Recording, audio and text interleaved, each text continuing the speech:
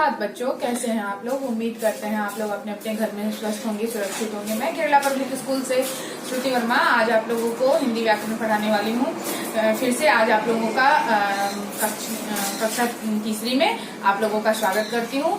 तो चलिए आप लोग अपनी अपनी पाठ्य पुस्तक निकालें और हिंदी व्याकरण जो मैं आज आप लोगों को पढ़ाने वाली हूँ वो आज हम लोग पढ़ें। हिंदी व्याकरण में तीसरा अध्याय है आप लोगों मात्रा, शब्द तथा वाक्य। ठीक है, पेज नंबर देख ले 11 से 14 तक है। तो मैं आज आप लोगों को ये हिंदी व्याकरण पढ़ाने वाली हूँ, तो तैयार हो जाइए पढ़ाई करने के लिए, है ना। तो चलिए प्रारंभ करें। मात्राएं के बारे में पहले जान ले। मात्रा किसे कहते हैं? स्वर के निश्चित चिन्हों को मात्रा कहते हैं। क्या कहते हैं? स्वर के जो निश्चित चिन्ह होते हैं उसे हम मात्रा कहते हैं, है ना। स्वरों की ही सिर्फ मात्राएं होती है। स्वर व्यंजन के साथ मात्रा के रूप में जुड़े होते हैं। ठीक है, देखिए स्वर व्यंजन और उनकी मात्राएं के बारे में जान ले। और ये भी देखिए स्वर की स्वर कितने होते हैं आपको पता है? स्वर 11 होते हैं। और कौन कौन होते हैं? अ, आ, हर्षई, दीर्घई, हर्षऊ, दीर्घऊ, री, ए, ओ, औ। ये होते हैं स्वर। अब इनकी मात्रा के बारे में जान लें। स्वर और जो अस्वर की कोई मात्रा नहीं होती है। अस्वर की कोई मात्रा नहीं होती है। ये हर व्यंजन में जुड़े होते हैं। स्वर और जो है ये हर व्यंजन में जुड़ा होता है। ठीक है, तो अब आकार की मात्रा देख लें। आकार की मात्रा ये है, तो इसे आकार पढ़ते हैं। हर्षई की मात्रा को हर्षिकार, दीर्घई की मात्रा को दीर्घिकार, हर्षऊ की मात्रा को हर्षुकार, दीर्घऊ की मात्रा को दीर्घुकार, री की मात्रा को रीकार, ए की मात्रा को एकार, ऐ की मात्रा को ऐकार पढ़ते हैं। ओ की मात्रा को ओकार और औ की मात्रा को औकार पढ़ते हैं। ठीक है, अब जान लें व्यंजन और स्वर ये जो जुड़े होते हैं। व्यंजन और स्वर के जुड़ने से जो जोड़ने पर क्या बनता है वो जान ले।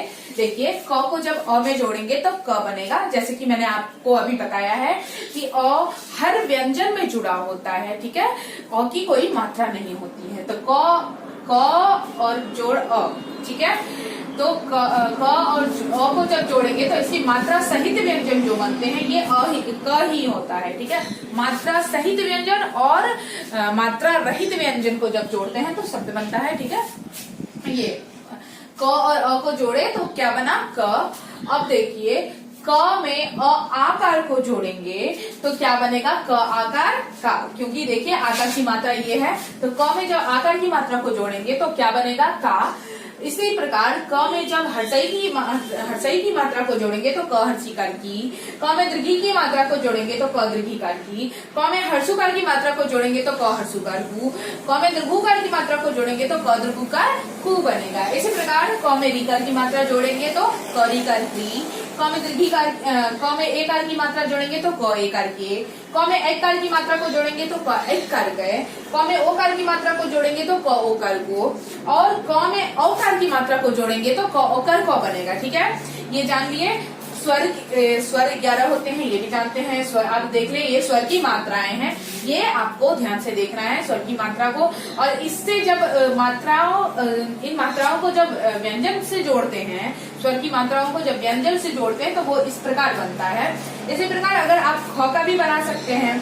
ख का भी ऐसे बन सकता है। ख में अ जोड़ेंगे तो ख में आकार जोड़ेंगे तो ख आकार खा, ख में हर्षिकार जोड़ेंगे तो ख हर्षिकार की, ख में दीर्घिकार जोड़ेंगे तो ख दीर्घिकार की। इसी प्रकार ख में ग में यानी क से लेके स तक के जितने व्यंजन हैं सब में हम मात्रा जोड़ेंगे तो उससे इस प्रकार से शब्द बनेगा। ठीक है, अब जान ले इस प्रकार मात्रा सहित व्यंजन बनेंगे। अब जान ले इन मात्राओं से जो शब्द बनते हैं वो क्या बनते हैं।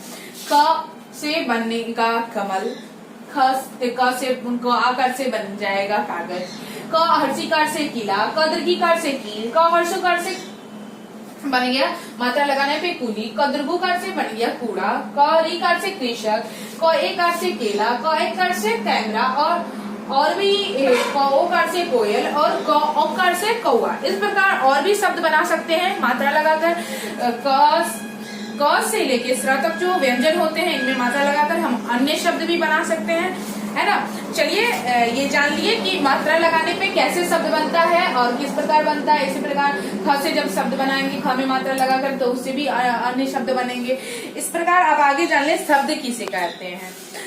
दो या दो से अधिक, देखिए आपकी पुस्तक में दिया हुआ है, दो या दो से अधिक वर्णों के मेल को शब्द कहते हैं। क्या कहते हैं? दो या दो से अधिक वर्णों के मेल को शब्द कहते हैं। देखिए परंतु उनका कोई अर्थ होना चाहिए। क्या होना चाहिए? शब्द का अर्थ होना चाहिए। ठीक है। वह दो या दो से अधिक वर्ण जिसके मेल से शब्द बनता है, जिसके मेल से कोई शब्द बनता है और उसका कोई अर्थ हो, उसे जिसके मेल से दो या दो से अधिक वर्णों का वह मेल जिसका कोई अर्थ प्रकट होता हो, जिसका कोई अर्थ हो, उसे हम शब्द कहते हैं। उसे हम क्या कहते हैं? शब्द। इसके बारे में हम जान लिए। अब शब्द के बारे में जान ले, तो इसे आप ध्यान से देख लिए, समझ लिए। इसके आगे मैं शब्द के बारे में आपको समझा रही हूँ। देखिए शब्द किसे कहते हैं।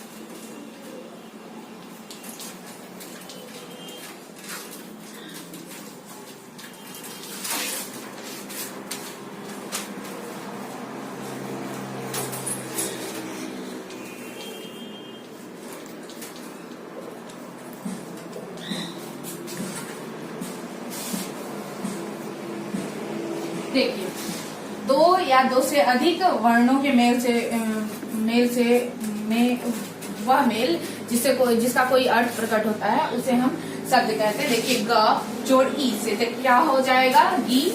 ग हर्षी का गी। इसी प्रकार देखिए ल जोड़ आ, इससे ल आकार ला। ठीक है। और स जोड़ अ, इससे क्या बनेगा? स। तो क्या इससे शब्द बन गया गिलास। गिलास, गिलास का अर्थ तो आप प्रकट है आपके सामने, है ना। इसी प्रकार और भी कुछ शब्द हैं।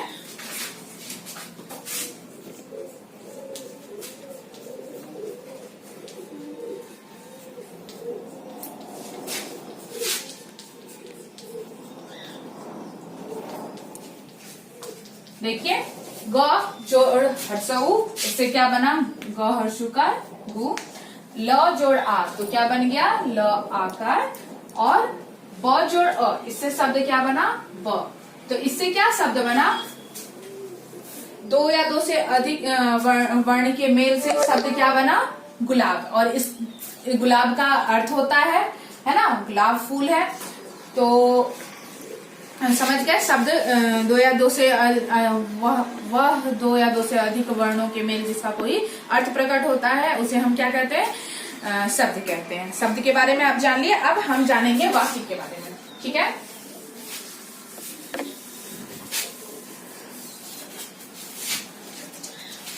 वाक्य किसे कहते हैं? देखिए आपकी पुस्तक में वाक्य के बारे में भी दिया हुआ है। दो या दो से अधिक शब्दों के मेल जिसका कोई अर्थ प्रकट होता है।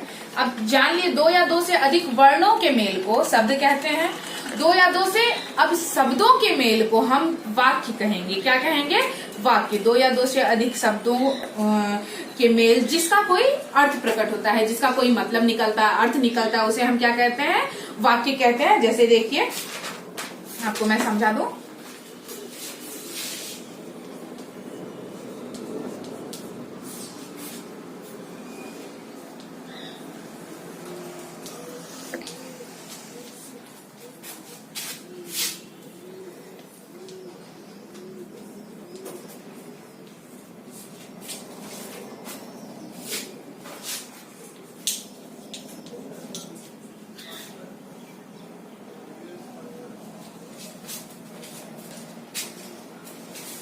गरिमा, गरिमा एक शब्द है। किताब एक शब्द है। पढ़ती ये एक शब्द है। और है भी एक शब्द है। इससे जो वाक्य बनेगा क्या बनेगा वो देखिए।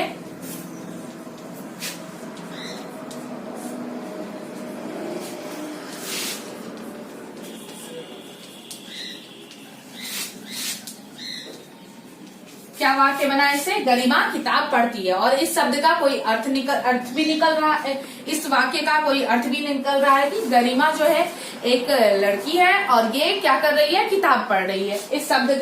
इस वाक्य का अर्थ निकल रहा है ना। दो या दो से अधिक शब्दों के मेल जिसका अर्थ निकलता हो, जिसका अर्थ प्रकट होता हो, उसे हम क्या कहते हैं, वाक्य। तो आप देखिए, गरिमा किताब पढ़ती है, तो इसका इन शब्दों को मिलाने पे क्या बना, गरिमा किताब पढ़ती है ना। इसका अर्थ भी प्रकट हो रहा है ना, तो इसे हम क्या कहेंगे, वाक्य कहेंगे, है ना।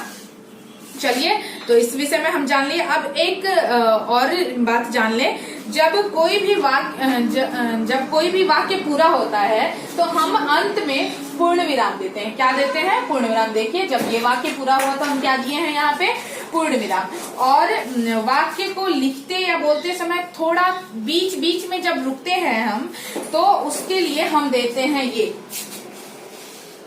समझा दे रही हूँ, बीच बीच में बोलने के लिए जब हम रुकते हैं तो इसे हम लोग इंग्लिश में कॉमा कहते हैं और हिंदी में इसे अल्प विराम कहते हैं। क्या कहते हैं, अल्प विराम,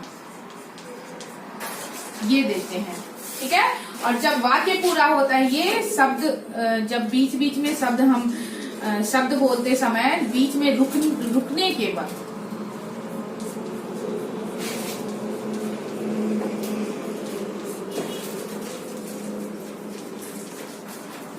बीच में रुकने के समय हम अल्प विराम का प्रयोग करते हैं। और जब वाक्य पूरा होता है,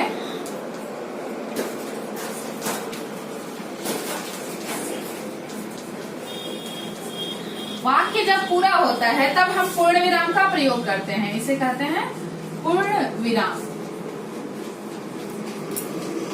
वाक्य के पूरा होने पर हम पूर्ण विराम का प्रयोग करते हैं, ठीक है। जैसे यहाँ देखिए, किताब लिखे हैं, गरिमा किताब पढ़ती है, तो हम किसका प्रयोग किए हैं, पूर्ण विराम का। इसी प्रकार जब हम प्रश्न पूछते हैं,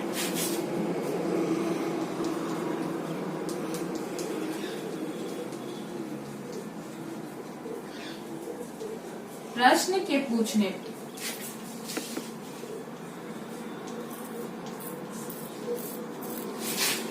पूछने पर हम प्रश्नवाचक चिन्ह, किसका,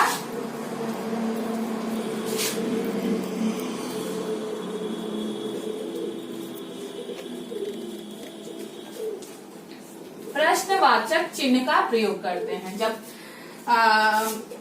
शब्द बोलते समय बीच में रुकते हैं तो उस समय हम अल्प विराम का प्रयोग करते हैं, और जब वाक्य मेरा पूरा होता है तो उस समय हम पूर्ण विराम का प्रयोग करते हैं। देखिए, इसे पूर्ण विराम कहते हैं। और प्रश्न जब पूछा जाता है तो उस समय हम प्रश्नवाचक चिन्ह का प्रयोग करते हैं, जो यहाँ पे देखिए दिख रहा है, ठीक है।